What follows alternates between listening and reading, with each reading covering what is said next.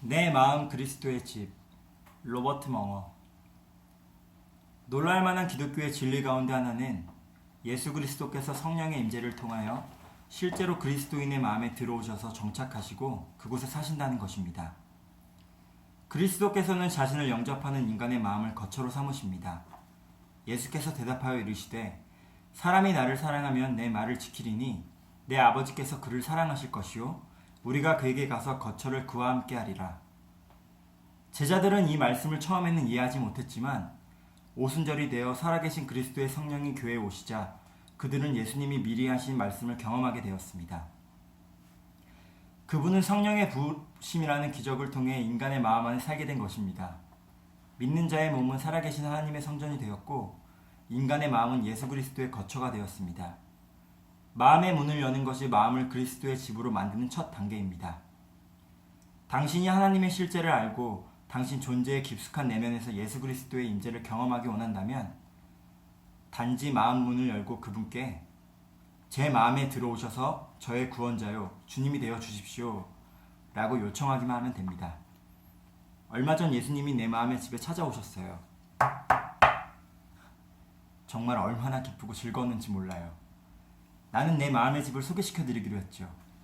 나는 내 마음의 집에서 가장 자신 있는 곳, 서재로 안내해드리기로 하였어요. 예수님은 책상 위의 책들, 잡지들, 벽에 걸린 그림들 하나하나 자세히 보았어요. 그런데 그분의 정결한 눈으로는 차마 볼 수 없는 책들이 몇 권 있었습니다.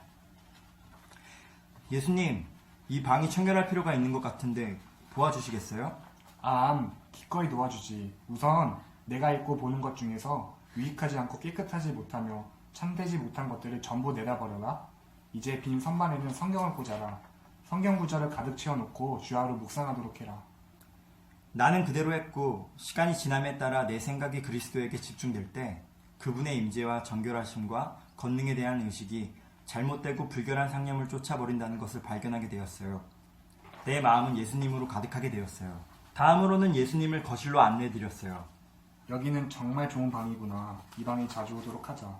은밀하고 조용하니 대화하며 함께 교제를 나눌 수 있겠구나.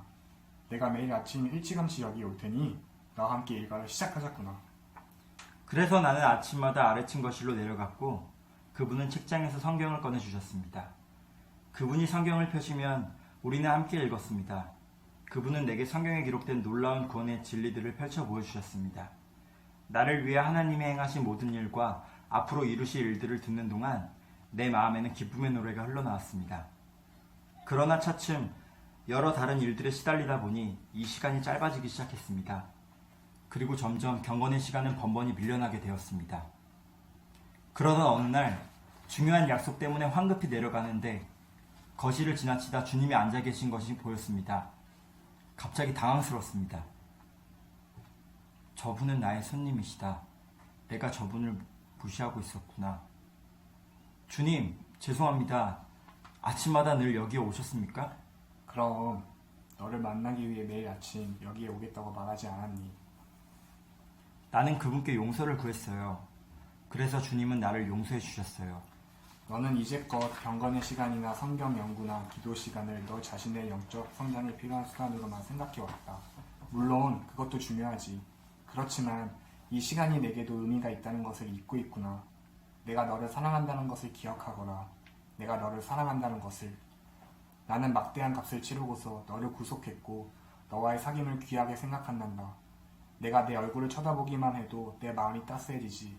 자, 이제는 나를 위해서라도 이 시간을 소홀히 여기지 말아라.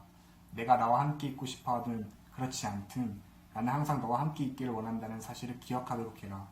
내가 너를 진정으로 사랑하기 때문이지. 벽장 안에 뭐가 죽은 것 같은 썩은 냄새가 나는구나. 벽장 안의 것들은 옛 생활의 찌꺼기, 나쁜 습성이나 비밀들로서 악한 것은 아니라 해도 그리스도인에게는 적절하지 않은 것이었습니다. 냄새는 더욱 심해졌습니다. 주님, 이 집에 하나쯤은 제 마음대로 하고 싶은 곳이 있을 수 있잖아요. 저 안에 죽은 것들이 있구나. 내가 이런 냄새를 맡으면서까지 여기 머무를 것이라고 생각한다면 그건 오해다. 베란다 뒤편으로 내 침대를 내어 놓아야겠구나. 그리고는 예수님은 벽장의 열쇠를 달라는 듯 손을 내미셨습니다. 나는 두렵고 떨렸지만 예수님이 떠나는 것은 더 무서웠어요. 그래서 주님께 벽장의 열쇠를 드렸습니다. 주님이 벽장을 여셔야 합니다. 주님이 그것을 깨끗하게 청소하여 주십시오. 제게는 그럴 만한 힘이 없습니다. 알고 있다. 내게 그럴 능력이 없다는 것을 말이다. 열쇠만 내게 다오. 그러면 내가 아마. 그분은 내 손에서 열쇠를 받으시더니 문으로 가서 벽장을 여시고 거기서 썩고 있던 물건을 다 꺼내어 저 멀리 던져버리셨습니다. 그리고 나서 벽장을 깨끗이 청소하시고 페인트로 칠하고 수리하셨는데 이 모든 일을 순식간에 해치우셨습니다. 잠시 후 상쾌하고 향기로운 바람이 집 안으로 불어왔습니다. 모든 분위기가 바뀌었습니다. 그때 그 기분이라 얼마나 기쁘고 즐겁던지요. 그 죽은 것들을 내 삶에서 추방시켜 버렸을 때 얼마나 큰 승리와 해방을 맛보았는지요. 내가 과거에 어떠한 죄를 지었든지 또 어떤 상처를 갖고 있든지 예수님은 언제든지 나를 용서하시고 치료하셔서 온전하게 만드십니다. 주님, 이 집 전체에 대한 책임을 당신이 지고서 그 벽장을 치우셨듯이 저를 위해서 이 집을 다스려 주실 수는 있으세요? 바람직한 상태로 만들어 주시고 제 삶이 마땅히 설 곳에 서도록 책임을 맡아주시지 않겠습니까? 맡아주고 말고. 그것이 바로 내가 와서 하려던 일이다. 너 자신의 힘으로는 승리하는 그리스도인으로 살 수가 없단다. 도저히 불가능하지. 내가 너를 통해서 또 너를 위해서 일할 수 있도록 해다오. 그것만이 유일한 해결책이다. 그런데 나는 이 집의 손님일 뿐 주인이 아니구나. 내게는 일을 수행할 권한이 없다. 건물이 내 소유가 아니니까 말이야. 내 마음을 깨끗해 주신 주님께 나의 집문서와 모든 재산을 드리겠어요. 내 마음의 주인이 되어주세요. 주님께 나의 모든 것을 드렸는데 나는 그때의 그 기분이란 얼마나 기쁘고 행복하던지요.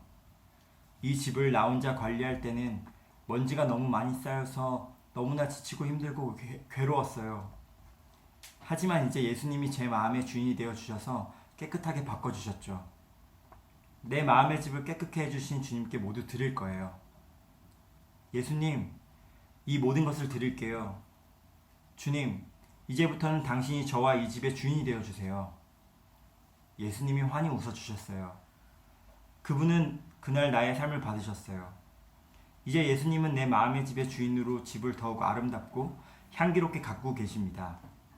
영원토록 나는 그분의 것이고 나는 그분 안에 영원히 거할 것입니다. 예수님은 당신의 주인이신가요?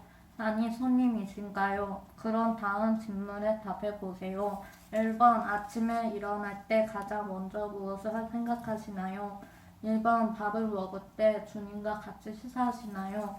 3번 집을 나설 때 조분과 함께 나가시나요? 4번 학교를 가거나 회사를 가거나 내 삶 속에서 주님과 얼마나 함께 하시나요?